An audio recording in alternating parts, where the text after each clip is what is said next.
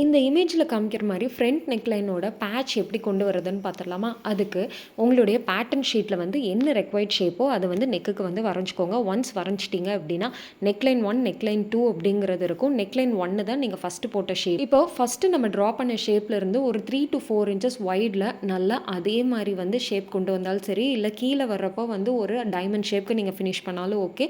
உங்களுக்கு வந்து அந்த ரெக்வைர்டு நெக்லைன் வந்து கிடச்சிரும் நம்ம இமேஜில் காமிக்கிற மாதிரி. இப்போது நம்ம யூஸ்வலாக குட் சைடுக்கு மேலே தான் கேன்வாஸை வச்சு நம்ம வந்து திருப்புவோம். ஸோ தட் ராங் சைடுக்கு வந்து வந்துடும்.